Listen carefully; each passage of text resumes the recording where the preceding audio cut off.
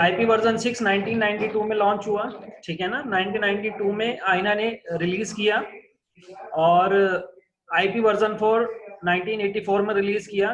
दोनों ही TCP IP model का part है, यानी TCP IP based IP addresses हैं टीसीपी आईपी बेस्ड एड्रेसेस हैं।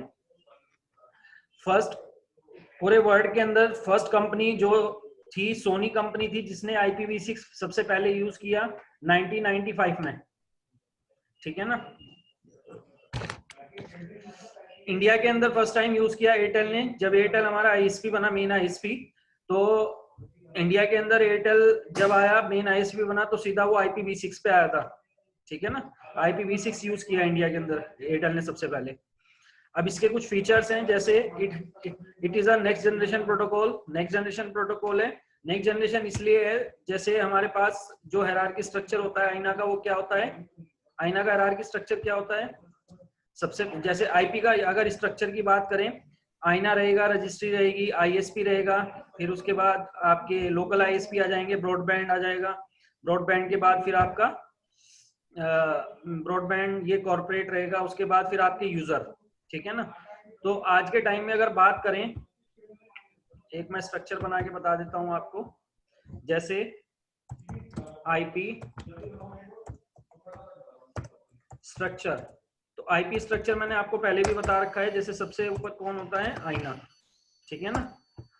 पूरे वर्ल्ड को जो कंट्रोल कर रहा है, पूरे वर्ल्ड के पब्लिक आईपी को और बैंडविड्थ को जो कंट्रोल कर रहा है, वो आईना है, इंटरनेट अथॉरिटी नेटवर्क असाइनमेंट, ठीक है ना, यूएस कैलिफोर्निया के अंदर। अब आईना ने क्या किया, पूरे वर्ल्ड को कंट्रोल करने के लिए उसने 7 रजिस्ट्री के अंदर इसे डिवाइड कर दिया, वो 7 रजिस्ट्रीज। तो आईना जो बैंडविड्थ और आईपी देता है पब्लिक, वो रजिस्ट्री को देता है। रजिस्ट्री, अब पूरे वर्ल्ड के अंदर कितनी रजिस्ट्री हैं टोटल, 7 रजिस्ट्री हैं। और हमारी रजिस्ट्री कौन सी है, जिसमें हमारा आईएसपी आता है, एशिया पैसिफिक। इसके बाद आ जाता है हमारा, अब रजिस्ट्री, एक रजिस्ट्री के अंदर मल्टीपल कंट्रीज के आईएसपी आते हैं, आईएसपी है ना। जैसे हमारा आईएसपी है, अब कौन कौन है हमारा आईएसपी, एयरटेल है और बीएसएनएल है। जो मेन थे, अब तो और कोई आईएसपी बन जाता है, एयरटेल। मेन आईएसपी हमारे ये हैं जिनके पास पब्लिक आईपी है, मेन बैंडविड्थ है जिनके पास, बाकी सब आईएसपी इन्हीं से परचेज करते हैं, ठीक है ना। लीज लाइन तो हर सभी आईएसपी देते हैं, वोडाफोन भी देता है, टाटा भी देता है, लेकिन वो मेन आईएसपी नहीं है। मेन आईएसपी हमारे इंडिया के बीएसएनएल और एयरटेल है। आईएसपी के बाद हमारे लोकल आईएसपी आते हैं। अब लोकल आईएसपी में आपके यही आ जाते हैं, जैसे वोडा हो गया, या फिर आइडिया, आप तो दोनों के बीच कोलैबोरेशन हो गया, और आपका जियो, ये सब आपके लोकल आईएसपी में आते हैं। इसके बाद आपका आ जाता है ब्रॉडबैंड, जो लोकली इंटरनेट सर्विस देता है।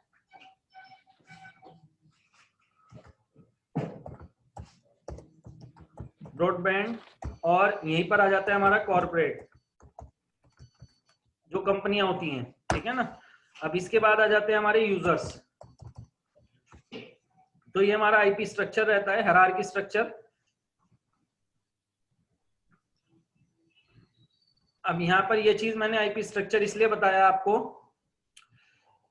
कि आज के टाइम में आईना से लेकर आईएसपी, लोकल आईएसपी तक, और हाँ ब्रॉडबैंड तक आप मान सकते हो कि ये सभी हमारा IPv6 बेस हो चुका है। सिर्फ कॉर्पोरेट यानी क्लाइंट एंड और यूजर, नॉर्मल यूजर्स के एंड पर ही अभी IPv4 चल रहे हैं। अदरवाइज हर जगह आपका IPv6 यूज में है, रनिंग में है। आईना, रजिस्ट्री, आईएसपी, लोकल आईएसपी और ब्रॉडबैंड, यहां तक हमारे क्या है, IPv6 पे चल रहे हैं नेटवर्क, ब्रॉडबैंड तक। अब ब्रॉडबैंड के अंडर में जो कॉर्पोरेट आता है, यानी क्लाइंट्स आते हैं, कंपनीज आती हैं, या फिर नॉर्मल यूजर्स आते हैं, तो अभी इस एंड पे V4 चल रहा है, लेकिन आने वाले टाइम में, कुछ टाइम में, हो सकता है 5 साल या 3-4 साल में ही IPv6 जो है हर नेटवर्क के लिए कैपेबल हो जाए और हर नेटवर्क में यानी यूजर एंड में भी यूज होने लग जाए। यानी लोकल जो ब्रॉडबैंड है वो लोकल यूजर को जो आईपी दे, हो सकता है आने वाले 3-4 साल में वो V6 ही असाइन कराए और कंप्लीट नेटवर्क हमारा V6 पे आ जाए। तो इसे नेक्स्ट जनरेशन क्वेश्चन ये था, इसे नेक्स्ट जनरेशन प्रोटोकॉल क्यों बोला? नेक्स्ट जनरेशन अभी से इसलिए बोला जाता है क्योंकि अभी ये यूजर एंड पे नहीं आया, ISP एंड पे है, आईना के एंड पे है, रजिस्ट्री के एंड पे है, लोकल ISP है, ब्रॉडबैंड है, ये V6 पे चल रहा है। लेकिन अभी भी वो क्लाइंट को और यूजर को नॉर्मल IPv4 के आईपी ही देते हैं, ठीक है ना। Longer address space rather than IPv4, IPv4 से बड़ा एड्रेस होता है ये, 128 बिट पे काम करता है, IPv4 हमारा 32 बिट पे काम करता था, ठीक है ना, बहुत ही बड़ा एड्रेस है ये। Auto address assignment, auto address assignment क्या है ये? IPv4 के अंदर कंसेप्ट ये है, जैसे हम आईपी कॉन्फ़िगर करते थे IPv4 में, स्टैटिक आईपी चाहे डायनामिक आईपी कैसे भी हम आईपी देते थे, तो इस सिनेरियो में जैसे चेंज अडेप्टर सेटिंग में जाते हैं हम, ये हमारा वाईफाई है या फिर लोकल लैन एरिया नेटवर्क ले लो, वाईफाई ले लो, जैसे प्रॉपर्टीज में गए तो प्रॉपर्टीज में हम जाकर यहाँ पर IPv4 IPv4 सेलेक्ट करते थे, प्रॉपर्टीज में जाते थे। देखो अभी कंसेप्ट ये है कि हमने IPv6 का कोई एड्रेस यूज नहीं किया, ठीक है ना, V6 का कोई भी एड्रेस हम यूज नहीं कर रहे हैं, कोई भी एड्रेस नहीं है, जस्ट ये इनेबल है, यानी मैंने सिर्फ IPv6 को इनेबल कर रखा है अपने लैन कार्ड पे। चाहे आप अपना राउटर पे ले लो, चाहे अपने लैन कार्ड पे नॉर्मल कंप्यूटर्स पे ले लो, अगर आप IPv6 की जस्ट सर्विसेज को भी इनेबल करते हो तो उस केस में आपके लैन कार्ड को IPv6 की साइड से एक आईपी मिलता है। वो आईपी क्या होता है? ऑटो कॉन्फ़िगर्ड एड्रेस होता है वो, ठीक है ना। उसे देखने के लिए देखो किस फॉर्मेट में रहता है, वो FE80 के फॉर्मेट में रहता है, यानी लिंक लोकल एड्रेस होता है ये। देखो ये वाला एड्रेस FE80 से स्टार्ट होगा ये, तो ये ऑटो कॉन्फ़िगर्ड एड्रेस है, ये आपकी मशीन को जस्ट IPv6 के इनेबल करते ही मिल जाएगा। V4 के अंदर ऐसा कोई कंसेप्ट नहीं था, V4 आपका इनेबल है, जब तक आप आईपी नहीं दोगे तब तक आपके लैन कार्ड को डायनेमिकली कोई ऐसा आईपी नहीं मिलेगा जिसे आप नेटवर्क में यूज कर सको। जैसे अगर आपने अपने लैन कार्ड को IPv4 सर्विस ऑन करी और आईपी नहीं दिया, तो उस केस में अगर वो आपका लैन कार्ड ऑप्टेन बिहेव पे है, तो उस केस में आपके लैन कार्ड को एक आईपी मिलेगा, वो होगा अपीपा का, अपीपा एड्रेस मिलेगा, ठीक है ना। अपीपा अपनी साइड से एड्रेस देगा, बट उस एड्रेस को आप नेटवर्क में कहीं भी यूज नहीं कर सकते, ठीक है ना। लेकिन V6 के केस में ऐसा नहीं है, V6 के केस में जस्ट आप IPv6 को इनेबल करो, इनेबल करते ही आपके लैन कार्ड को एक आईपी मिल जाएगा, ऑटो कॉन्फ़िगर्ड एड्रेस मिलेगा, जिसकी रेंज स्टार्ट होगी FE80 से, ठीक है ना। FE80 से जो ये रेंज स्टार्ट होगी, इसे हम लिंक लोकल एड्रेस बोलते हैं, और इस एड्रेस को हम यूज करते हैं नेटवर्क के अंदर कम्युनिकेशन के लिए, यानी कम्युनिकेशन के लिए यूज होता है ये। तो समझ गए ये ऑटो कॉन्फ़िगर्ड एड्रेस, यानी डिफॉल्ट आपके V6 इनेबल होगा, चाहे राउटर हो चाहे आपका कंप्यूटर हो, IPv6 इनेबल करते ही आपके लैन कार्ड को एक आईपी मिल जाता है, ठीक है ना। उसे बोलते हैं link local address, auto configured address. Built in support mobility, mobility का मतलब क्या है यहाँ पर? Roaming free. V6 के अंदर सबसे बेस्ट चीज आई रोमिंग फ्री है, ये कंप्लीटली रोमिंग फ्री है। इसका रोमिंग फ्री होने का कंसेप्ट क्या है, क्यों है ये रोमिंग फ्री? ब्रॉड एड्रेस है ना सर, इसको ज्यादा से ज्यादा हम एक लूप में दे सकते हैं। नहीं, इसका रोमिंग फ्री होने का रीजन है कि जो आपको पब्लिक आईपी मिलेगा, देखो IPv4 में कंसेप्ट ये होता था, अब IPv4 का स्ट्रक्चर समझ लो जरा। देखो आईना ने आईपी दिए रजिस्ट्री को, जब रजिस्ट्री को वो आईपी देगा, तो जो आईपी रजिस्ट्री को वो दे रहा है, क्या रजिस्ट्री वही आईपी ISP को देगा? नहीं, वो अपने सबनेटिंग करेगा, अपने नेटवर्क बनाएगा, ISP को उसमें से आईपी असाइन कराएगा, ठीक है ना। और जो आईना ने उसे आईपी दिया है रजिस्ट्री को, उसे वो एज अ DNS यूज करेगा। इसी तरह जब ISP को रजिस्ट्री से आईपी मिला, क्या ISP उस आईपी को आगे देगा? V4 के अंदर की बात कर रहा हूं मैं। ISP को जो रजिस्ट्री आईपी देगा, वो ISP आईपी आगे लोकल ISP या ब्रॉडबैंड को नहीं देगा। आईएसपी क्या करेगा, अपने अंडर में जो नेटवर्क चल रहे हैं या उसके जो अपने क्लाइंट हैं उनके लिए वो अलग से नेटवर्क बनाएगा जो कि उसके लिए प्राइवेट नेटवर्क होंगे और उनमें से वो आईपी असाइन कराएगा लोकल आईएसपी और ब्रॉडबैंड को। अब ये लोकल आईएसपी और ब्रॉडबैंड जब अपने अंडर में कॉर्पोरेट या यूजर्स को आईपी देंगे, क्या वो वही आईपी उसी रेंज के आईपी देंगे जो आईएसपी ने उसे दिए हैं? नहीं, वो अपने नेटवर्क बनाएंगे, अपने नेटवर्क बनाकर उसमें प्राइवेट नेटवर्क बनाएंगे और उसमें से आईपी असाइन करेंगे और जो आईएसपी ने उन्हें आईपी दिया है उसे एज अ डीएनएस बना के यूज करेंगे। अब आ जाओ क्लाइंट पे। क्लाइंट को जो आईपी मिलता है पब्लिक आईपी, ब्रॉडबैंड वाला जो उसे इंटरनेट के लिए आईपी देता है, क्या उस आईपी के नेटवर्क को ही वो अपने लैन नेटवर्क में यूज करता है? नहीं, लैन नेटवर्क में प्राइवेट नेटवर्क चल रहा होता है उसका। कंसेप्ट समझ गए? यानी यूजर को जो हमें पब्लिक आईपी मिला, यूजर को जो आईपी मिला, उस आईपी की रीचेबिलिटी जस्ट ब्रॉडबैंड तक है, उसके ऊपर ना तो वो लोकल आईएसपी को जानता, ना उसके एड्रेस में आईएसपी का एड्रेस है, ना लोकल आईएसपी का एड्रेस है, ना ही रजिस्ट्री का, ना ही आईना का। यानी जो यूजर को IPv4 के अंदर पब्लिक आईपी मिलता है उसकी रीचेबिलिटी जस्ट ब्रॉडबैंड तक होती है, यानी उसके अंदर जो एड्रेस है सिर्फ ब्रॉडबैंड का बनाया हुआ एड्रेस है वो, उससे ऊपर की कनेक्टिविटी उसके अंदर नहीं है या कोई भी इंफॉर्मेशन, ठीक है ना। लेकिन V6 के अंदर क्या होता है, देखो V6 को रोमिंग फ्री होने का सबसे बड़ा रीजन क्या है, जब यूजर एंड पे आप एक पब्लिक आईपी असाइन कराओगे तो उस आईपी के अंदर रजिस्ट्री और आईना की आईडी लगा कर दोगे सभी पब्लिक आईपी में, ये रीजन है इसका रोमिंग फ्री होने का। अब आईना रजिस्ट्री की इंफॉर्मेशन जब आपके पब्लिक आईपी में आपको मिल जाएगी तो इसका मतलब तो ये है कि वर्ल्ड वाइड आप कहीं भी जा सकते हो उस एड्रेस को लेके, क्योंकि आईना रजिस्ट्री तो सेम है, आईना तो सेम है सबके लिए। समझ रहे हो रोमिंग फ्री होने का कंसेप्ट इसमें? क्योंकि इसके अंदर आईना और रजिस्ट्री की पब्लिक आईपी की जो मिलेगा यूजर एंड पे जो मिलेगा उसके अंदर आईना और रजिस्ट्री और आईएसपी तीनों की आईडी होगी लगी हुई उसमें। IPv4 में कंसेप्ट ही नहीं था ये। IPv4 में तो बस आप उसे जानते थे जिसने आपको आईपी दिया है, उससे ऊपर का नेटवर्क आपको पता ही नहीं होता था। ठीक है सर। ठीक है, तो बिल्ट इन सपोर्ट मोबिलिटी का मतलब रोमिंग फ्री। रोमिंग फ्री होने का रीजन यही था। IPv6 जितनी भी हमारी टेलीकॉम कंपनी है उन्होंने जब रोमिंग फ्री किया, रोमिंग फ्री करने के लिए उन्होंने कोई सर्विस इंस्टॉल नहीं करी या कुछ नहीं किया, जस्ट IPv4 की जगह V6 लगाया, वो ऑटोमेटिक आपका रोमिंग फ्री हो गया। ठीक है ना। सिंपल हेडर, V6 के अंदर सिंपल हेडर बनते हैं। सिंपल हेडर का कंसेप्ट क्या है यहाँ पर, पहले मैं V4 का हेडर बता देता हूँ आपको।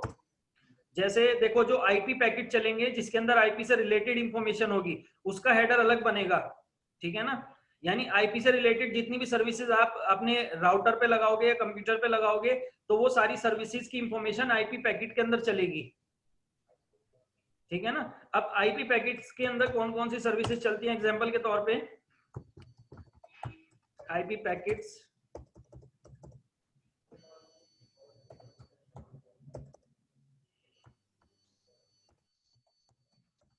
आईपी पैकेट हेडर,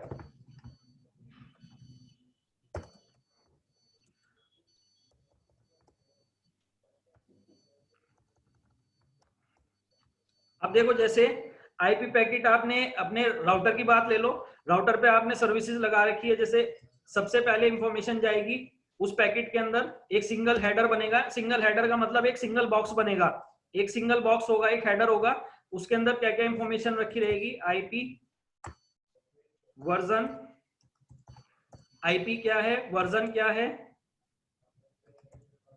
सबनेट क्या है यानी बिट्स कितनी बिट पे काम कर रहा है, इसके अलावा आईपी पे अगर आपने राउटिंग लगा रखी है तो कौन सी राउटिंग लगा रखी है आपने, ठीक है ना, राउटिंग इंफॉर्मेशन। आईपी सैक अगर लगा रखा है तो आईपी सैक सिक्योरिटी इंफॉर्मेशन रहेगी। वीपीएन लगा रखा है तो वीपीएन रहेगा। वीपीएन के अलावा आपका ऑथेंटिकेशन अगर लगा रखा है, ऑथेंटिकेशन रहेगा। उसके अलावा डेटा टाइप रहेगा। डेटा टाइप क्या होगा आपका, वॉइस है, वीडियो है, जो भी आपका डेटा टाइप रहेगा वो होगा इसके अंदर। तो कुल मिला के इतनी इंफॉर्मेशन रहेंगी। लेकिन इस इंफॉर्मेशन के अंदर सबसे बड़ी प्रॉब्लम क्या है, देखो IPv4 हेडर के अंदर, IPv4 हेडर है ये, IPv4 हेडर में एक सिंगल हेडर बनेगा, यानी एक सिंगल बॉक्स बनेगा, और सिंगल बॉक्स बनने के बाद सारी इंफॉर्मेशन आईपी से रिलेटेड उस बॉक्स में डाल दी जाएंगी। अब सोर्स एंड पे तो कोई दिक्कत नहीं है, यानी जब पैकेट निकला सोर्स एंड से तो उसने क्या किया, आईपी से रिलेटेड जितनी सर्विस थी उसने उस पैकेट में डाली और सेंड कर दी। लेकिन जब ये पैकेट IPv4 पैकेट हेडर जब हमारा डेस्टिनेशन पे पहुंचेगा तो डेस्टिनेशन के लिए सबसे बड़ी प्रॉब्लम क्या होगी, जैसे उसने आईपी चेक किया, अब उसने पहले तो हेडर ओपन किया, अभी उसे पता नहीं है इस हेडर के अंदर क्या क्या इंफॉर्मेशन आ रही है, उसे खोल के पता चलेगा। यानी जब वो इस पैकेट को डीइनकैप्सुलेट करेगा तो डीइनकैप्सुलेट करने के बाद सबसे पहले वो आईपी चेक करेगा, आईपी के बाद वो वर्जन देखेगा। तो वर्जन देखने के लिए ऐसा नहीं है उसे वर्जन एकदम मिल जाएगा, उसे फाइंड आउट करना पड़ेगा, उसे ढूंढना पड़ेगा उस हेडर के अंदर, क्योंकि सारी इंफॉर्मेशन एक ही जगह है, तो उसे सर्च करनी पड़ेगी कौन सी इंफॉर्मेशन कहाँ है, हर चीज को सर्च करना पड़ेगा। उसने वर्जन ढूंढा, वर्जन ढूंढ के वर्जन मैच किया, वर्जन मैच करके उसने सबनेट ढूंढा, सबनेट को फाइंड आउट किया, फिर उसे मैच किया, फिर उसके बाद उसने राउटिंग देखी, राउटिंग को मैच किया फाइंड आउट करके, आईपी सैक लगा हुआ है तो आईपी सैक की ऑथेंटिकेशन मैच की, फिर वीपीएन लगा है तो वीपीएन ऑथेंटिकेशन मैच की, फिर नॉर्मल ऑथेंटिकेशन लगा हुआ है तो ऑथेंटिकेशन मैच किया, राउटिंग वाला ऑथेंटिकेशन। अब ऑथेंटिकेशन कंसेप्ट ये है कि ऑथेंटिकेशन जो मैच होता है वो आईपी के सबनेट के बाद मैच होता है, यानी राउटिंग से पहले ऑथेंटिकेशन मैच होगा। अब वो क्या करेगा, उसके सामने फिर ये प्रॉब्लम आई कि ऑथेंटिकेशन उसे बाद में मिला, बाद में फाइंड आउट किया, बाद में मिला, तो उसने क्या किया, उसे वापस पैकेट को बंद किया, दोबारा खोला, फिर से आईपी चेक किया, वर्जन चेक किया, सबनेट चेक किया, फिर ऑथेंटिकेशन चेक किया, और ऑथेंटिकेशन चेक करके फिर से राउटिंग पे आया, आईपी सैक चेक किया, वीपीएन चेक किया, डेटा टाइप चेक किया। समझ रहे हो ये कितनी प्रॉब्लम है? यानी सोर्स एंड पे दिक्कत नहीं है, डेस्टिनेशन एंड पे दिक्कत होगी जब सारी इंफॉर्मेशन आप सिंगल बॉक्स में भर के भेज दोगे, क्योंकि उसे हर चीज को फाइंड आउट करना पड़ेगा, फाइंड आउट करके उसे अपनी इंफॉर्मेशन को फिर मैच कराना पड़ेगा उससे, ठीक है ना। अब अगर IPv6 की बात करें,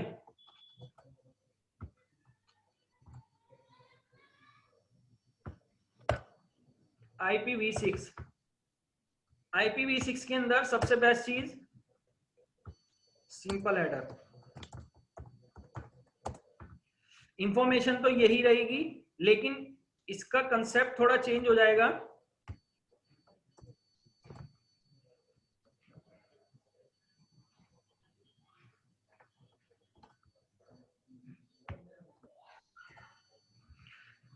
ऑथेंटिकेशन सबनेट के बाद आ जाएगा, और सबसे बड़ी चीज इसके अंदर क्या है कि आईपी से रिलेटेड जितनी सर्विसेज आपकी राउटर या मशीन पे ऑन होती चली जाएगी, तो IPv6 जब पैकेट को सेंड करेगा डेस्टिनेशन पे तो उससे पहले वो क्या करेगा, हर सर्विस को, हर इंफॉर्मेशन को अलग अलग हेडर में रखेगा, यानी एक सिंगल हेडर बनाएगा और सिंगल हेडर बना के उसके अंदर सब हेडर बना देगा और इंफॉर्मेशन उन सब हेडर के अंदर रखेगा, यानी मिक्स नहीं करेगा इंफॉर्मेशन, अलग अलग हेडर बना के रखेगा उसके अंदर, ठीक है ना। इंफॉर्मेशन तो वही जा रही है लेकिन अलग अलग हेडर में जा रही है। अब एक तो ये इसका एडवांटेजेस हो गया कि अलग अलग हेडर में अब पता है सोर्स को भी कि हमारी किस हेडर में क्या इंफॉर्मेशन रखनी है, उस सीक्वेंस में लगा के भेजेगा।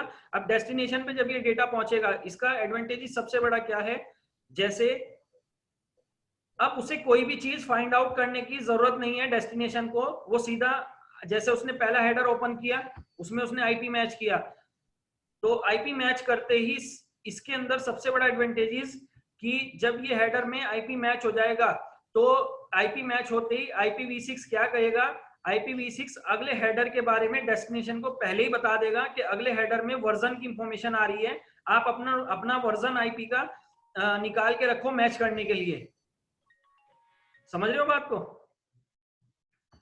यानी पहले पहले हेडर की इंफॉर्मेशन मैच हुई, वर्जन मैच करने के बाद IPv6 डेस्टिनेशन को पहले ही कह देगा कि अगले हेडर के अंदर सबनेट आ रहा है, यानी बिट्स आ रही हैं, आप अपनी बिट्स रेडी रखो मैच कराने के लिए। यानी एक हेडर अपने अगले हेडर की पहली इंफॉर्मेशन दे देगा उसे और रेडी कर दे, पहले ही बोल देगा रेडी रहो मैच कराने के लिए, ताकि टाइम वेस्ट ना हो। ऑथेंटिकेशन मैच किया, ऑथेंटिकेशन मैच करके वो उसे पहले ही बोल देगा कि अगले हेडर के अंदर राउटिंग इंफॉर्मेशन आ रही है, आप अपना राउटिंग प्रोटोकॉल रेडी रखो मैच कराने के लिए। समझ गए ये simple header?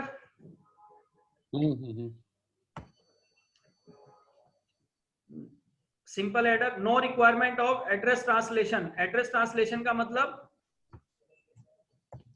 Net PAT, NAT PAT की रिक्वायरमेंट नहीं है इसके अंदर, ठीक है ना। नेट पैट की रिक्वायरमेंट इसलिए नहीं है, जो पब्लिक आईपी आपको मिल रहा है इंटरनेट सर्विस के लिए, आप उसी पब्लिक आईपी के अगर आपको नंबर ऑफ बिट्स पता है या नेटवर्क आईडी पता है, तो आप उसी नेटवर्क आईडी के नेटवर्क आप अपने लैन नेटवर्क में यूज करो, इंटरनेट सर्विस डायरेक्ट चल जाएगी, नेट पैट की हेल्प लेने की जरूरत नहीं है इसमें, ठीक है ना। इजी एग्रीगेशन, इजी एग्रीगेशन का मतलब समराइजेशन। आपको जो V6 का एड्रेस मिलेगा, पब्लिक V6 IPv6 मिलेगा, वो समरी बनकर मिलेगा, यानी कि समराइजेशन होकर मिलेगा। समराइजेशन का मतलब देखो, जैसे मैंने अभी बताया था आपको कि V6 के अंदर जब आपको पब्लिक आईपी मिलेगा, तो उस केस में आईना, रजिस्ट्री और आईएसपी की आईडी उसके अंदर लगकर मिलेगी आपको, यानी समरी बनकर आपको एक सिंगल एड्रेस मिलेगा, जिसके अंदर आईना भी होगी, आईना की आईडी होगी, रजिस्ट्री की भी आईडी होगी और आईएसपी की भी आईडी होगी, ठीक है ना। बैक्ड इन सिक्योरिटी, बैक्ड इन सिक्योरिटी का मतलब है IPsec by default enable, IPsec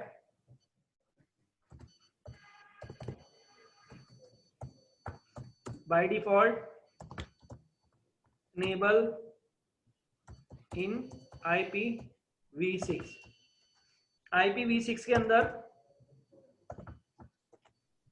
IPsec security by default enable रहती है।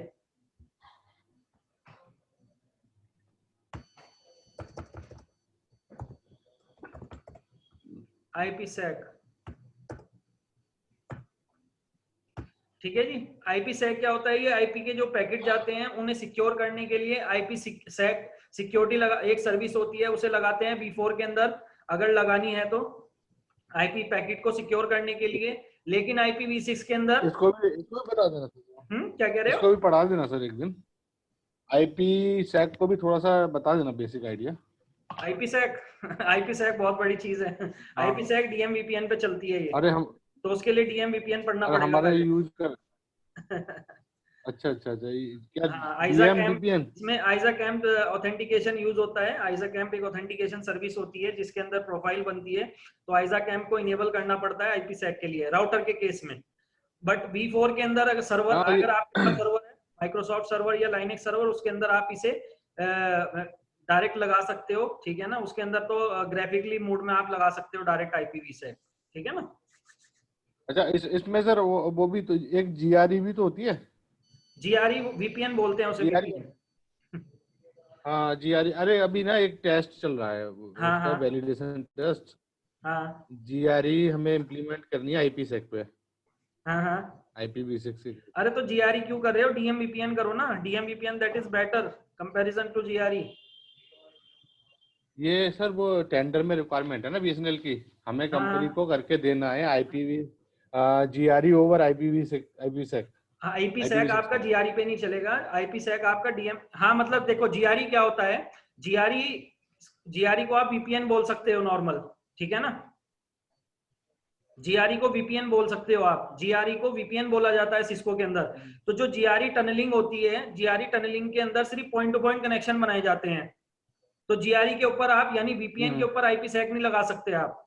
अगर आपको IPsec लगाना है तो उसके अपग्रेडेड वर्जन पे आप लगा सकते हो, यानी DMVPN के ऊपर लगा सकते हो, यानी GRE का अपग्रेड वर्जन है ये DMVPN। आपके वहां पे GRE नॉर्मल उसे लैंग्वेज में ये बोल ना, रहे हैं, लेकिन वहां पर वो DMVPN करवा रहे हैं आपसे कॉन्फ़िगर। हाँ हो सकता है यही होगा, क्योंकि ना ऐसा टेंडर वेंडर जो पहले निकाल देते हैं ना ये लोग, वो प्री हाँ सेल्स वाले टेंडर में लिख के दे देते हैं, हाँ हम सब करा देंगे, हम सब करा देंगे। अभी हाँ फंसे पड़े हैं इसमें। चाइना, जो हमारे जेटी का चाइना R&D है, हाँ। वो भी लगा पड़ा है। करीब सितंबर से इस टेस्ट केस को लगा कर रहे नहीं हैं, नहीं, हो नहीं ये पा रहा, बार बार इतनी सोल्यूशन इतनी आता बड़ी है। कॉन्फ़िगरेशन नहीं है इसकी एक्चुअली। मैं इसे CCI जो मैं पढ़ाता हूँ ना, जैसे इनको पढ़ा रहा हूँ मैं अमित को, हाँ तो अमित के भी यही टॉपिक चल हाँ। रहे हैं। अभी 4 दिन पहले ही हुआ, अच्छा अच्छा। GRE कराया मैंने उन्हें, फिर DMVPN कराया, फिर उसके ऊपर IPsec लगवाया, फिर उसके बाद इनका VRF हाँ हुआ है। अभी VRF के बाद अब इनका आज MPLS कराना है, आज MPLS है इनका। अच्छा अच्छा। हाँ, फिर MPLS के बाद पूरी टोपोलॉजी को कंबाइन करके सारी सर्विस एक जगह लगाकर दिखाऊंगा इन्हें। मतलब वही आपका ISP नेटवर्क बनाकर दिखाऊंगा GRE का पूरा। तो ये है कि बड़ी चीज है ये बहुत। तो इसके लिए ये है कि आपको BGP आना जरूरी है। अगर आपको DMVPN लगाना है तो BGP को पता होना चाहिए। VRF लगाना है तो भी BGP की इंफॉर्मेशन होनी चाहिए आपको। हैंड्स ऑन थोड़ा होना चाहिए उस पर, BGP पे आपका प्रोटोकॉल पे। BGP तो मैनेज करते होंगे आप? हाँ, पर कितना उसके मैनेज? लिए सर आईपी टीम अलग है। अच्छा हम अच्छा हमारा लेवल का नहीं है। हाँ, उसके लिए टीम अच्छा अलग है, अच्छा। वो करते हैं। तो ये फिर GRE क्यों कह रहे हैं वो आपसे, जब BGP आपके अंडर में नहीं आ रहा है? एक्चुअली जो बंदा आईपी का है वो मेरे अंडर ही है, वो अच्छा। उसको करनी है। मैं बेसिक आइडिया लेना चाह रहा था जरा, क्या है होता क्या है। अरे पहले एक काम कर लो। तुम CCNP कर लेते डायरेक्ट, मैं बता रहा हूँ आपको। अब जब IP वाले बंदे को अच्छा। मैनेज करना है ना, तो आपको स्ट्रांग होना पड़ेगा बहुत। हाँ हाँ। समझ रहे हो? तो इसके लिए BGP को अच्छे से प्रिपेयर करना पड़ेगा, क्योंकि आपके नेटवर्क में BGP सबसे मेन प्रोटोकॉल चल रहा है आपका, BGP और OSPF। हाँ जी, हाँ जी, हाँ जी, ठीक है ना? हाँ जी, हाँ जी। चलो आगे ठीक बढ़ते है, हैं। पहले पहले ये खत्म करते हैं, फिर हाँ करना तो नहीं, है ही सर, वो वो थोड़ा तो कोई गैप बात नहीं, वो तो कोई चाहिए। बात नहीं, आप डायरेक्ट BGP भी पढ़ लेना, कोई दिक्कत नहीं है। OSPF और BGP से स्टार्ट कर लेना। ये IGRP का तो बड़ा कंसेप्ट नहीं है, तो वो तो बाद में भी कर सकते हो आप। ठीक है ना? लेकिन ये जो BGP है, OSPF है, इन्हें अच्छे से प्रिपेयर कर लो। एक नया एक प्रोटोकॉल अच्छा अच्छा। आपके ISP नेटवर्क में यूज होता है, ISIS, integrated system to integrated system. वो OSPF की जगह हाँ यूज हाँ, होता ये है। है। दोनों का स्ट्रक्चर सेम है, यानी दोनों एरिया वाइज काम करते हैं। लेकिन दोनों में बहुत फर्क है, क्योंकि जो OSPF है वो IP बेस प्रोटोकॉल है, यानी IP सर्विस को यूज करता है। लेकिन जो हमारा ISIS प्रोटोकॉल है वो NSAP एड्रेस को यूज करता है। एक NSAP अलग से एड्रेस बनाए गए थे, सिर्फ वो ISIS के लिए बनाए गए थे, राउटिंग प्रोटोकॉल के। तो ये जो ISIS राउटिंग प्रोटोकॉल है बहुत पहले आया था, ये OSPF से भी पहला है। लेकिन इसे LAN नेटवर्क के लिए कंफर्टेबल नहीं था, इसीलिए इसे LAN नेटवर्क से हटा दिया गया, यूजर एंड से हटा दिया गया। इसे सिर्फ ISP के लिए छोड़ दिया अब इसे, बस ISP में चलता है आज भी ये आपके नेटवर्क में। No broadband, sorry no broadcast. ठीक है ना? नो ब्रॉडकास्ट का मतलब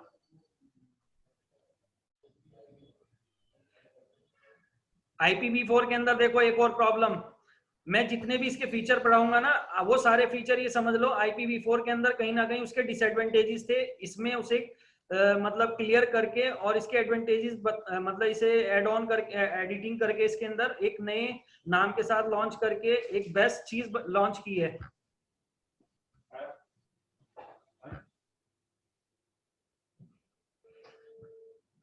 हाँ जी, तो नो ब्रॉडकास्ट का मतलब ये है, V4 के अंदर कंसेप्ट ये था, देखो जब IPv4 के अंदर कोई भी आप नेटवर्क बनाते थे, जैसे आप सबनेटिंग करिए या कोई भी नॉर्मल आप नेटवर्क यूज करते हो, तो उसके अंदर 2 IP हमेशा रिजर्व रहते हैं, जो आप किसी मशीन को या किसी और TCP IP डिवाइसेस को नहीं दे सकते। वो IP कौन से होते हैं? Network IP and broadcast IP। अब इसमें कंसेप्ट ये है कि ये समझ आता है, चलो नेटवर्क IP किसी को ना दिया जाए, लेकिन ब्रॉडकास्ट IP क्यों रिजर्व किया गया? ये तो आप वेस्ट कर दिए ना आपने। यानी आपने अगर 50 नेटवर्क बनाए तो 50 IP तो आपने पहले ही वेस्ट कर दिए उसने उन नेटवर्क के, ब्रॉडकास्ट IP को रिजर्व करके। V6 के अंदर ब्रॉडकास्ट IP रिजर्व नहीं होता, ब्रॉडकास्ट IP भी होस्ट मशीन को दे सकते हो। लास्ट IP नेटवर्क का यूज कर सकते हो, बस नेटवर्क IP नहीं दे सकते। ठीक है ना? ठीक है sir. No classification of address, classes का कंसेप्ट नहीं है V6 के अंदर, कोई क्लासेस नहीं ठीक होती। है। ठीक है ना?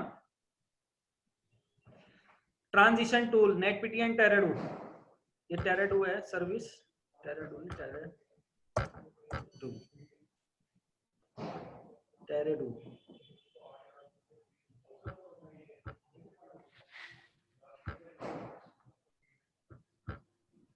देखो नेटपीटी एंड टेराडू ये क्या है? ट्रांजिशन टूल है, कन्वर्ट करता है IPv4 को IPv6 में, IPv4 to IPv6 and IPv6 to IPv4। ठीक है जी? ये ट्रांजिशन टूल है जो कन्वर्ट करता है IPv4 के पैकेट को V6 में, V6 के पैकेट को V4 में। अब जैसे मैंने आपको अभी बताया कि IP के स्ट्रक्चर में ब्रॉडबैंड तक आपका IPv6 आ चुका है, तो ब्रॉडबैंड यानी ISP के एंड में जो राउटर्स लग रहे होंगे उन पे V4 और V6 दोनों चल रहे होंगे। तो जब V4 से क्वेरी आती है उसे V6 में बदलने के लिए उन राउटर पे सर्विस लगाई जाती है। ये दो सर्विसेज है, नेटपेटी, टेराडो, दोनों में से कोई सी भी सर्विस लगा सकते हो, दोनों का काम सेम है। ये उस डिवाइस पे लगानी पड़ेगी जो ट्रांसलेट कर रहा है V4 को V6 में, V6 को V4 में। ठीक है जी, ठीक है। डायरेक्ट कम्युनिकेशन क्यों नहीं हो सकता V4 से V6 का? वो इसलिए नहीं हो सकता क्योंकि V4 का जो पैकेट होता है वो 32 बिट एक छोटा पैकेट होता है, और जो IPv6 का पैकेट होता है वो 128 बिट का होता है। तो बिट्स में कंपैरिजन जब होता है तो ये दोनों एक दूसरे के पैकेट को ड्रॉप कर देते हैं, क्योंकि बिट्स मैच नहीं हो पाती इनकी। ठीक है ना? ठीक है। It work 128 binary bit to hexadecimal format, 128 bit पे काम करता है, और इसका जो फॉर्मेट होता है हेक्साडेसिमल होता है, जिसके अंदर अल्फाबेट और डिजिट दोनों यूज किए जाते हैं साथ में। ठीक है ना? जैसे IPv4 सिर्फ हमारा डिजिट IPv4 के अंदर जस्ट हमारे डिजिट चलते थे, न्यूमेरिक चलते थे। ठीक है ना? लेकिन V6 के अंदर हेक्साडेसिमल फॉर्मेट चलता है। हेक्साडेसिमल मतलब 1 से शुरू होके आपका F तक जाएगा, यानी 15 तक, एक character, single character. Fast route calculation process because there is no CRC and FCS process। ये FCS और CRC क्या है? मैंने OSI मॉडल में पढ़ाया था आपको। ठीक है ना? OSI मॉडल में जब डेटा लिंक लेयर के पास फ्रेम बन जाता है तो फ्रेम को रीचेक करने के लिए CRC एल्गोरिदम रन होता है, और उसके सभी हेडर और ट्रेलर को चेक करता है कि कहीं किसी हेडर और ट्रेलर में कोई इंफॉर्मेशन मिस तो नहीं हुई। अगर मिस हुई है, सपोज डेस्टिनेशन आईपी नहीं मिला, नेटवर्क लेयर ने आईपी नहीं दिया, तो वापस उस फ्रेम को उसमें से पैकेट निकाल के और वापस नेटवर्क लेयर को बोलेगा कि डेस्टिनेशन आईपी प्रोवाइड कराओ इसे। तो सीआरसी और एफसीएस इसकी रिक्वायरमेंट नहीं है V6 के अंदर। देखो ये भी एक आपके लुकअप प्रोसेस को स्लो कर रहा था एक तरीके से। सीआरसी क्यों स्लो कर रहा था? देखो जब OSI मॉडल की हर लेयर को एक स्पेसिफिक वर्क दे दिया गया तो आप उसे रीचेक क्यों कर रहे हो? यानी जब आपने नेटवर्क लेयर को कह दिया कि आप सोर्स आईपी और डेस्टिनेशन आईपी दोगे तो खेल खत्म हो गया, यानी आपने उसे वर्क बता दिया ना उसका, आप दोबारा से क्रॉस चेक कर रहे हो, क्रॉस चेक करके यानी आप अपना लुकअप प्रोसेस स्लो कर रहे हो, उस पैकेट को आगे भेजने का प्रोसेस स्लो कर रहे हो आप। ठीक है ना? तो IPv6 के अंदर CRC FCS नहीं होता। IPv6 अब आ जाओ प्रीफिक्स टर्मिनोलॉजी। प्रीफिक्स टर्मिनोलॉजी यही है कि कौन आईपी किसको दे रहा है, जैसे टर्म्स और असाइन। टर्म्स और असाइन मतलब किसको कौन आईपी असाइन करा रहा है। जैसे आईना किसको असाइन कराएगा? रजिस्ट्री को। रजिस्ट्री किसको असाइन कराएगी? आईएसपी को। आईएसपी किसको असाइन कराएगा? ग्लोबल प्रीफिक्स, यानी कि जो हमारे लोकल आईएसपी होंगे। लोकल आईएसपी किसे देंगे? कॉर्पोरेट को। ठीक है ना? तो ये वही है जो भी मैंने आपको बताया स्ट्रक्चर आईपी का, इसे प्रीफिक्स टर्मिनोलॉजी बोला जाता है। अब आ जाओ जरा IPv6 के एड्रेस स्ट्रक्चर पे। अब एड्रेस स्ट्रक्चर के अंदर पहला आईपी है, इसके अंदर ये फर्स्ट आईपी है, ग्लोबल यूनिकास्ट एड्रेस। अब ये ग्लोबल यूनिकास्ट एड्रेस क्या होता है? IPv4 के अंदर दो तरह के एड्रेस बताए मैंने आपको, पब्लिक एड्रेस और प्राइवेट एड्रेस। पब्लिक आईपी और private IP. Public IP IPv4 में पब्लिक आईपी उन आईपी को बोला जाता है जो आईएसपी आपको देता है, जिसपे इंटरनेट सर्विस चलती है, जिसपे बैंडविड्थ चलती है आपकी, वो पब्लिक आईपी होते हैं आपके लिए। ठीक है ना? उनको उन आईपी को आईएसपी असाइन करता है, आपको आईएसपी को रजिस्ट्री असाइन करता है, रजिस्ट्री को आईना असाइन करता है। ठीक है ना? IPv6 के अंदर पब्लिक आईपी को बोला जाता है ग्लोबल यूनिकास्ट एड्रेस। ठीक है ना? जो आपको पब्लिक आईपी मिलेगा V6 के अंदर वो ग्लोबल यूनिकास्ट एड्रेस कहलाएगा, यानी पब्लिक आईपी को इसमें ग्लोबल यूनिकास्ट एड्रेस बोला जाता है।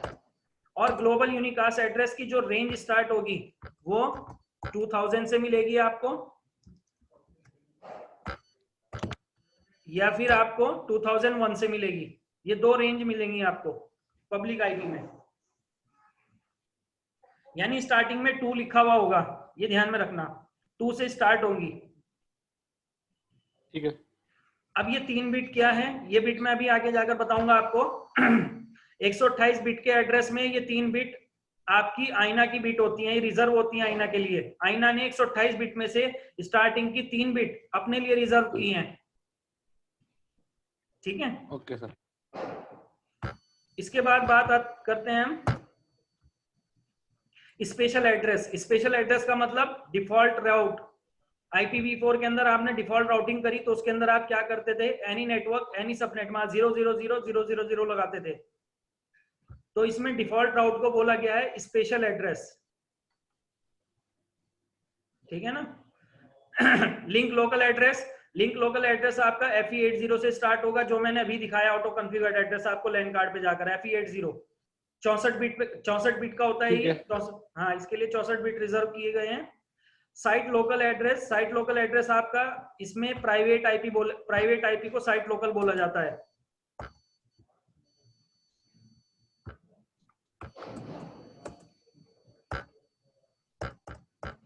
साइट लोकल मतलब प्राइवेट आईपी। अब प्राइवेट आईपी के लिए इसने रेंज को रिजर्व किया FEC0। FEC0 से प्राइवेट आईपी दिए जाएंगे, लेकिन कंसेप्ट यहाँ पर भी वही आता है जैसे IPv4 के अंदर देखो प्राइवेट आईपी की रेंज बनाई गई थी 3 क्लास की, class A, class B, class C, लेकिन उन्हें हम यूज नहीं करते थे क्योंकि प्राइवेट नेटवर्क में मैं अपनी मर्जी से कोई भी नेटवर्क यूज कर सकता हूँ, ठीक है ना।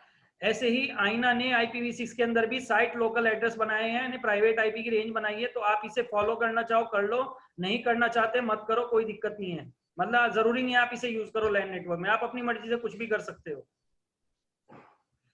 मल्टीकास्ट एड्रेस, जैसे V4 के अंदर मल्टीकास्ट के लिए क्लास पूरी क्लास को रिजर्व किया गया था, ठीक है ना, क्लास D को, इसी तरह इसमें मल्टीकास्ट के लिए रिजर्व किया है FF00। ये FF00 16 बिट का होता है, इसके लिए 16 बिट का रिजर्व किया गया है ये।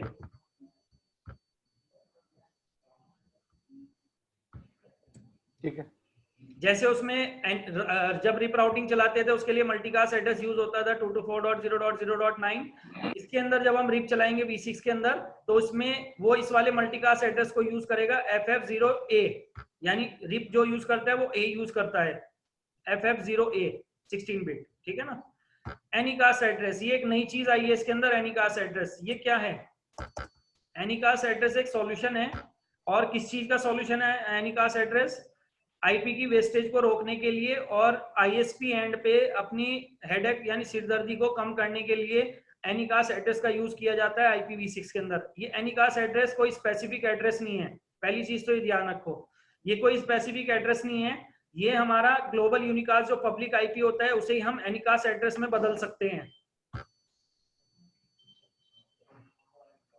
जो हमारा ग्लोबल यूनिकास्ट यानी पब्लिक आईपी होता है उसे ही हम एनीकास्ट आईपी में बदल सकते हैं। और इसका फायदा क्या है, इसका फायदा समझ लो। देखो जैसे हमारी कंपनी की ब्रांचेस हैं अलग अलग, आईएसपी से हमने लीज लाइन कनेक्शन ले रखे हैं, पॉइंट टू पॉइंट कनेक्शन।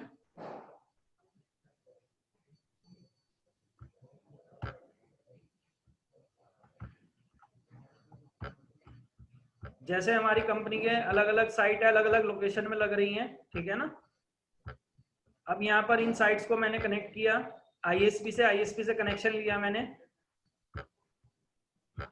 और सभी साइट को आईएसपी की हेल्प से कनेक्ट कर दिया, ठीक है।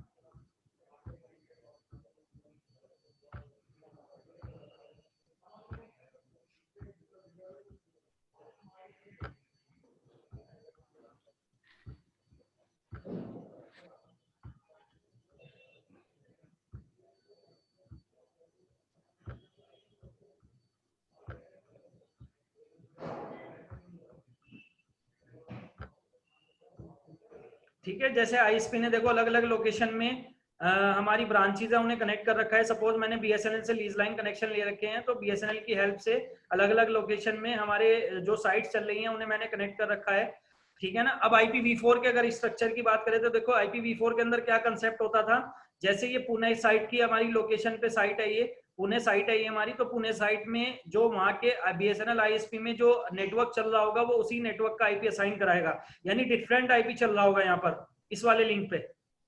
और इसी तरह ये मुंबई साइट है हमारी, तो यहाँ पर अलग नेटवर्क चल रहा होगा लोकल आईएसपी के हिसाब से। और ये हमारी आपकी चेन्नई साइट हो गई, इसके लिए अलग नेटवर्क चल रहा होगा। ये हमारी गुड़गांव साइट हो गई, इसके लिए अलग। ये चंडीगढ़ साइट होगी, इसके लिए अलग। ये नोएडा साइट हो गई, इसके लिए अलग। ये देहरादून साइट हो गई, इसके लिए अलग। अब IPv4 के अंदर कंसेप्ट ये था कि आपको हर साइट के लिए जो आप अलग अलग नेटवर्क को यूज कर रहे हो, हर नेटवर्क की इंफॉर्मेशन आपको रखनी पड़ेगी पॉइंट टू पॉइंट कनेक्शन बनाने के लिए। ठीक है ना। तो इसमें क्या हो रहा है, आईएसपी का भी लोड बढ़ रहा है कि आपको मल्टीपल आईपी की इंफॉर्मेशन रखनी पड़ रही है, ठीक है ना, और लोड भी बढ़ रहा है, और उसका जो लुकअप प्रोसेस है वो भी स्लो हो रहा है, क्योंकि सर्च करना पड़ेगा बार बार एक साइट से इंफॉर्मेशन दूसरी साइट में पहुंचाने के लिए। V6 के अंदर क्या है कि जो आपको पब्लिक आईपी मिलेगा, आप उसी पब्लिक आईपी के ऊपर एनीकास्ट सर्विस इनेबल कर दो, आईएसपी एंड पर होगा ये। तो आईएसपी क्या करेगा, एक सिंगल आईपी से ही सभी ब्रांचेस को कनेक्ट कर देगा। यानी इस ब्रांच के लिए भी सेम आईपी यूज करेगा, इस ब्रांच के लिए भी सेम आईपी यूज करेगा, इस ब्रांच के लिए भी सेम आईपी यूज करेगा, इसके लिए भी सबके लिए सेम आईपी यूज करेगा। तो अब वो ट्रेस कैसे करेगा कि एक साइट से जब ट्रैफिक आएगा तो दूसरी ट्रस्ट कौन सी साइट पे जाना है, तो ट्रेस कैसे करेगा आईएसपी, उसके लिए वो मैक एड्रेस का यूज करेगा, और मैक एड्रेस हर डिवाइस का अलग अलग होता है। तो मैक एड्रेस से वो लुकअप करेगा कि कहां से साइट से आया और कौन सी साइट पे जाना है, डिसीजन मैक एड्रेस पे होगा। तो अब ये क्या है, जो हमने ग्लोबल यूनिकास्ट आईपी हमने यूज किया सभी साइट में, ये हमारा जब इसे हम सभी साइट में यूज करेंगे, हमारी एज अ एनीकास्ट बन के काम करेगा, यही एनीकास्ट है। समझ गए ना। जब एक सिंगल पब्लिक आईपी को आप मल्टीपल डिवाइसेस के ऊपर यूज करते हो और वो सभी डिवाइसेस आपस में कनेक्ट हैं, तो वो ग्लोबल आईपी आपका, वो पब्लिक आईपी आपका फिर पब्लिक आईपी नहीं रह जाता, वो फिर आपका एनीकास्ट आईपी बन जाता है, ठीक है ना। ठीक है। और IPv6 का एक और फायदा समझ लो, आप एक इंटरफेस पे या एक लैंड कार्ड पे एक से ज्यादा IPv4 आईपी यूज कर सकते हो, IPv6 यूज कर सकते हो। V4 के अंदर कंसेप्ट क्या है, V4 के अंदर अगर आपने इंटरफेस पे गीगाबाइट 0x0 पे गए और आपने आईपी डाल दिया 10.1, फिर आपने क्या किया, इसी पे एक और आईपी सेट करना चाहते हो 10.2, तो सिर्फ आप सिंगल आईपी यूज कर पाओगे, वो क्या करेगा 10.2 से रिप्लेस कर देगा 10.1 को। V6 के अंदर ऐसा नहीं है, V6 के अंदर आप सिंगल इंटरफेस पे मल्टीपल IPv6 आईपी यूज कर सकते हो, सेम नेटवर्क के मल्टीपल आईपी।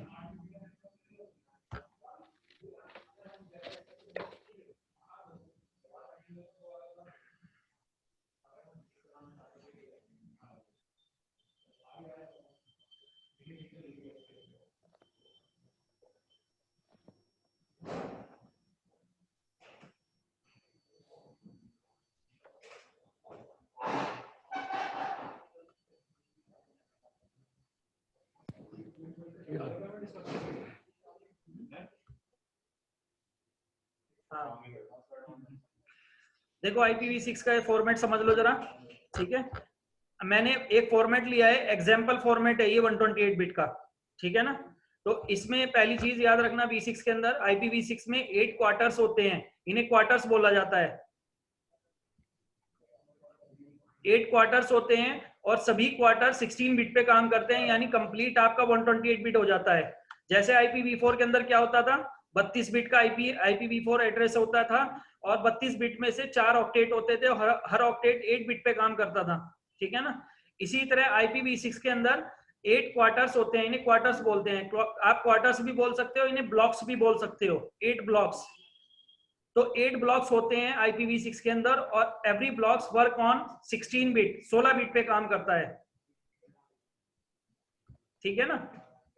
अब ये जो मैंने फॉर्मेट लिया है IPv6 का, इस फॉर्मेट के अंदर मैंने जैसे आपको बताया था, ये ग्लोबल यूनिकास्ट आईपी है। क्या है ये, ग्लोबल यूनिकास्ट, यानी पब्लिक आईपी है ये, ग्लोबल यूनिकास्ट एड्रेस।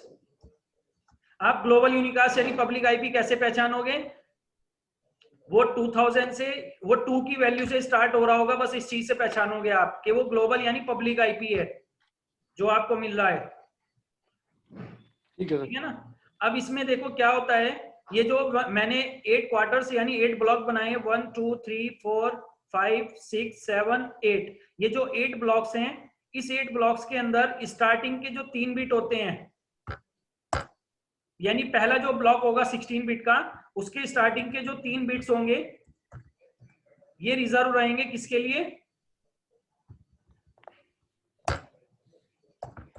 आईना के लिए।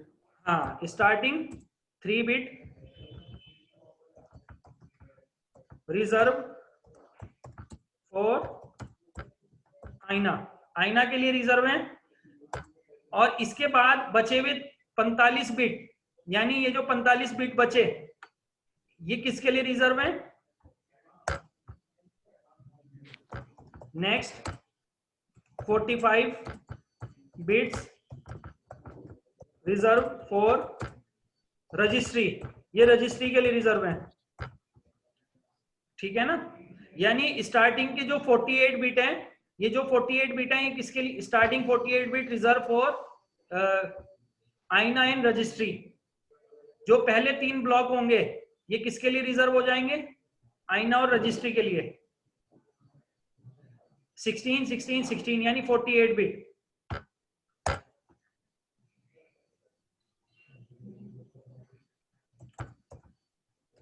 फर्स्ट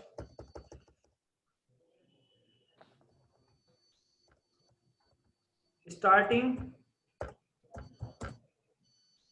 48 बिट्स reserved for आईना एंड रजिस्ट्री। यानी स्टार्टिंग के 48 बिट रिजर्व है आईना और रजिस्ट्री, और इसे हम बोलते हैं इट इज, यानी ये जो 48 बिट की हमारी आईना और रजिस्ट्री की होगी इसे हम बोलेंगे इट इज कॉल्ड, क्या बोलेंगे? It is called global prefix ID. Global prefix ID बोलेंगे इसे।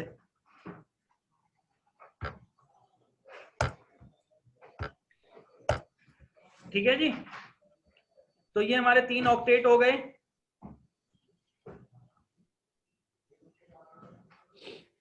सॉरी 3 क्वार्टर्स हो गए हैं हमारे स्टार्टिंग के। इसके बाद आ जाते हैं हम अगले क्वार्टर्स पे। जो नेक्स्ट क्वार्टर है वो 16 बिट का क्वार्टर्स रहेगा आपका।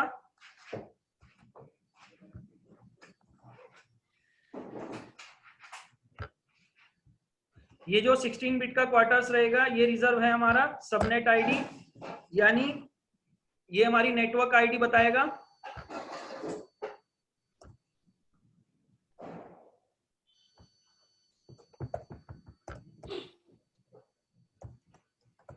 Next 16 bits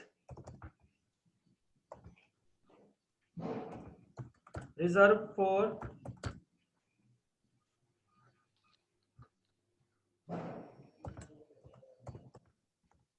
network ID.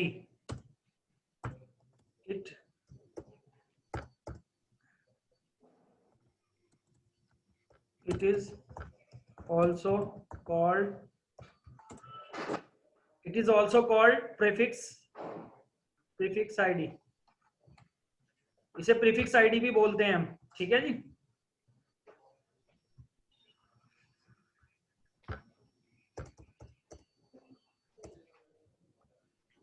Prefix ID हो गई हमारी नेक्स्ट 16 बिट की, जिसके अंदर 001 वैल्यू है, ये एग्जांपल में ली हुई है, और बाद के बचे हुए हमारे 64 बिट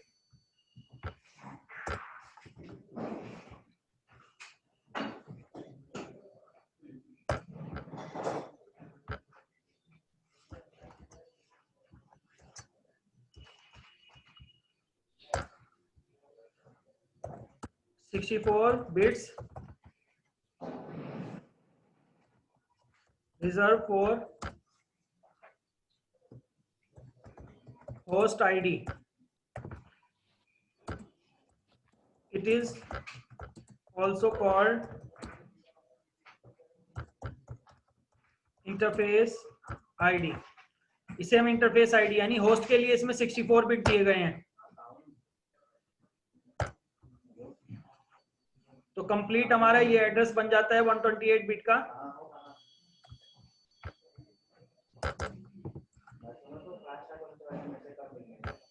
ये चीज क्लियर है? है ना।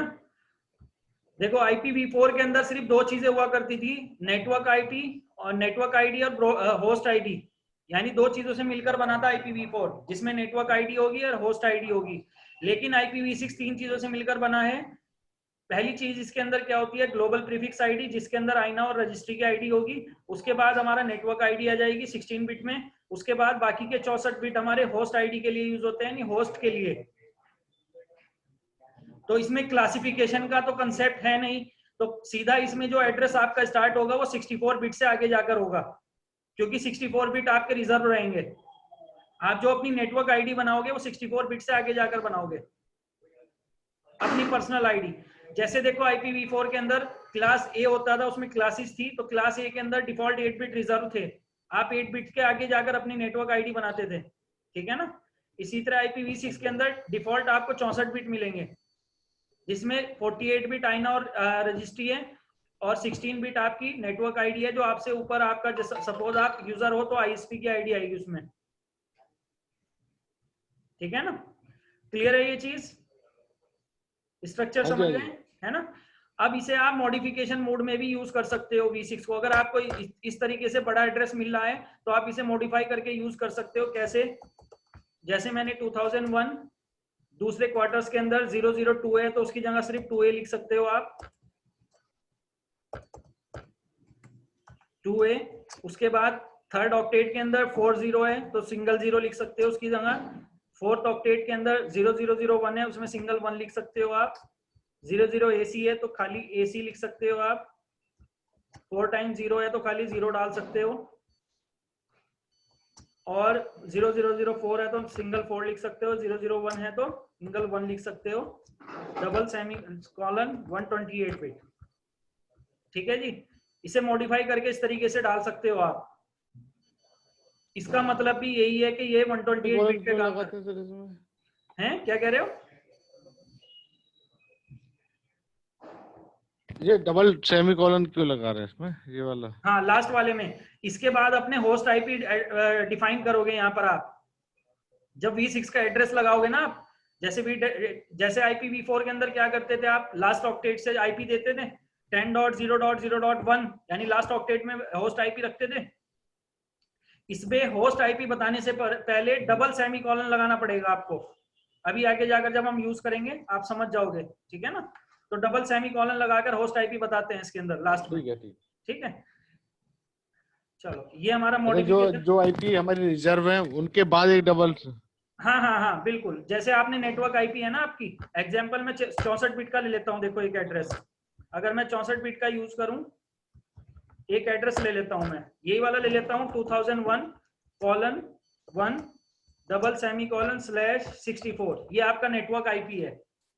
अब इस आईपी के अंदर जो 2001 है ये 48 बिट है, इसमें आईना और रजिस्ट्री की आईडी है, और ये जो 1 है ये आपकी नेटवर्क आईडी है। अब इसमें बाकी 64 बिट होस्ट के लिए हैं। तो पहला आईपी आप क्या दोगे यूजर को? 2001:1 डबल सेमीकोलन 1, ये बताओगे आप आईपी /64। इसमें सबनेट मास्क नहीं बताते, डायरेक्ट बिट्स बताते हैं एड्रेस के साथ। देखो ये तो हो गया नेटवर्क आईपी, ये हो गया इसका फर्स्ट वैलिड आईपी। 1 से स्टार्ट किया हमने, ठीक है ना। क्लियर है ये चीज? ठीक है सर। हाँ जी, हाँ जी। इसमें वो आगे तो देने की जरूरत नहीं है, 000 करने की जरूरत ना ना ना ना, वो लिखने की जरूरत ही नहीं है अब। हाँ, 00 का क्यों? क्योंकि मैंने बताया ना, यहाँ स्टार्टिंग 0 की कोई वैल्यू नहीं है। मैंने देखो सारी 0 हटा के सिंगल 0 लिख दी, स्टार्टिंग 0 हटा के खाली 1 लिख दिया। 1 की वैल्यू है, स्टार्टिंग 0 की वैल्यू नहीं है। सर फिर इसमें जो आईपी होगा, जो जैसे हमने आईपी लिखा है ये नीचे वाला, हाँ हाँ 1 वाला, तो हाँ। ये स्टार्ट कैसे? 1 के बाद 0, फिर कोलन 0, फिर हाँ 1, हाँ, फिर देखो कोलन देखो 0, फिर 1। नहीं नहीं, इसमें अगला आईपी बनेगा आपका 1 डबल सेमीकोलन 2। अभी मैं आगे बिट्स भी लिख दे, बिट्स नहीं लिखूंगा, मैं डायरेक्ट बताऊंगा। अब देखो एक कंडीशन ये आएगी, ये नहीं बता रहा था मैं, ये नहीं बता रहा मैं कुछ और कह रहा था सर। नहीं नहीं, मैं समझ गया। आप बीच की वैल्यू को कैसे लिखोगे अभी मैं बता रहा हूँ आपको। आप यही तो कह रहे हो ना, बीच की वो 00 वैल्यू को कैसे लिखोगे आप। तो इसमें 00 लिखने की जरूरत नहीं है। अब देखो 0 कैसे फिल होती है इसके अंदर। एक कंडीशन ही आएगी, ये एफ हो जाएगा। हाँ ठीक है। एफ हो गया ना, 15 तक जाएगा ये। एफ के बाद अगला आईपी क्या बनेगा? ये भी वैलिड आईपी है। अगला आईपी क्या बनेगा? F.1.0 रोटेट हो जाएगा ये। एक ब्लॉक्स के अंदर 4 अच्छा, करेक्टर अच्छा, आते अच्छा, हैं। ठीक। देखो ये 4 करेक्टर, अब 4 करेक्टर में से अभी देखो एक करेक्टर मेरा रोटेट हुआ, इधर 1 हो गया, इधर 0। इस 1 और 0 का मतलब क्या है यहाँ पर, ये 16 आईपी है, यानी 15 इसमें है 0 में और एक ये, समझ गए। अगला आईपी क्या बनेगा आपका 1 1 1 से फिर स्टार्ट हो जाएगा ये। ऐसे ही तो करते थे हम V4 में भी, ठीक है, ठीक है, है ना। हाँ जी, हाँ जी, हाँ जी। अब एक कंडीशन ही आएगी देखो यहाँ पर कि दोनों जगह आपका FF हो जाएगा। अब क्या करोगे आप, अगला आईपी क्या बनेगा आपका, ये भी वैलिड आईपी है आपका 110। 100। थर्ड करेक्टर हाँ जी, ऑन हाँ हो जी, ठीक जाएगा है। ना आपका, थर्ड करेक्टर ऑन हो जाएगा, हाँ, हाँ, ठीक। है ना। ठीक है, ठीक है। समझ रहे हो कैसे बढ़ रहे हैं आगे। हाँ, हाँ, फिर हाँ, अगला आईपी ठीक। क्या बनेगा 101 1 से स्टार्ट हो जाएगा वापस। अगला आईपी क्या बनेगा ठीक है आपका, सर। समझ गए ना कैसे करेंगे। हाँ जी, हाँ जी। चलो आगे बढ़ते हैं, थोड़ी सी थ्योरी रह गई, प्रैक्टिकल कल में स्टार्ट करेंगे, कल में ही सारे प्रैक्टिकल हो जाएंगे इसके, है ना। देखो इट वर्क विद 128 बिट, ये तो हाँ, हाँ। मैंने आपको बता दिया। 8 क्वार्टर्स होते हैं, every quarters work on 16 bit, ये भी मैंने बता दिया आपको, ठीक है ना। अब देखो IPv6 के अंदर पॉसिबल एड्रेस कितने हैं, ये पॉसिबल एड्रेस हैं, ओहो। काउंट नहीं कर सकते आप, हाँ, हाँ, समझ रहे हो, काउंट नहीं कर सकते। हाँ। यानी अगर आप काउंटेबल वे में भी जाओगे, अगर नॉर्मल आप काउंट करोगे तो ये हो गया आपका 457, उसके बाद 1, इसके बाद आ जाएगा अपन 1 मिलियन, 11 मिलियन, ठीक है ना, हाँ सर, ये मिलियन, संक्रमण बिलियन, के तक पहुंच ट्रिलियन, जाएंगे। ट्रिलियन। नॉनिलियन, सेक्सटिलियन, कहां तक जाओगे, मतलब हाँ, अनकाउंटेबल है अगर 128 हाँ। बिट पूरे खोल दिए। देखो V4 के अंदर अगर हम 32 बिट खोल देते हैं तो 32 बिट खोलने का मतलब ये है कि आपके टोटल आईपी कितने हो जाते हैं 4 अरब और आपका 4 बिलियन 83 मिलियन तकरीबन आईपी हो जाते हैं आपके, ठीक है ना। लेकिन V6 के अगर हम 128 बिट खोलते हैं तो अनकाउंटेबल हैं, काउंट नहीं कर सकते हैं, इतने एड्रेस हैं इसके अंदर। IPv6 work with modification mode, ये मैंने आपको बता दिया, मॉडिफाई करके आप कैसे लिख सकते हो इसे, ठीक है ना। अब ये देखो आईपी लूप बैक का 127 रिजर्व रहता था इसके अंदर V4 में। V6 का लूप बैक एड्रेस क्या होता है 0000, यानी जो आपके 7 करेक्टर हैं वो 0 आ जाएंगे क्वार्टर्स, और लास्ट वाले क्वार्टर्स में 1 आ जाएगा। ये हमारा लूप बैक एड्रेस है IPv6 का, 16 बिट का होता है ये, ठीक है ना।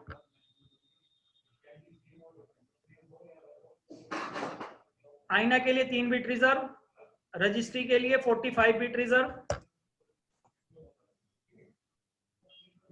45 से आगे 64 बिट तक आपका ISP आ गया, 65 पे आपका ग्लोबल ISP आ गया, 66 पे कॉर्पोरेट आ गया, 70 पे आपका, ये एग्जांपल में ले रखे हैं हमने, यहाँ तक तो एज इट इज मिलेगा आपको 64 बिट तक। इसके बाद मैंने एग्जांपल ले रखे हैं, जैसे एक एक बिट बढ़ाकर हमने आगे आईपी दे दिए, ठीक है। ठीक है। चलो ये थ्योरी हो गई आपकी, कॉन्फ़िगरेशन कल में करें, ठीक है ना। हाँ, हाँ, ठीक है सर। कॉन्फ़िगरेशन कल में करेंगे, मशीनों की भी और राउटर की भी, दोनों कॉन्फ़िगरेशन हो जाएंगे आपकी, ठीक है। ठीक है तो इसका प्रैक्टिकल कल में करते हैं, ठीक है। सर।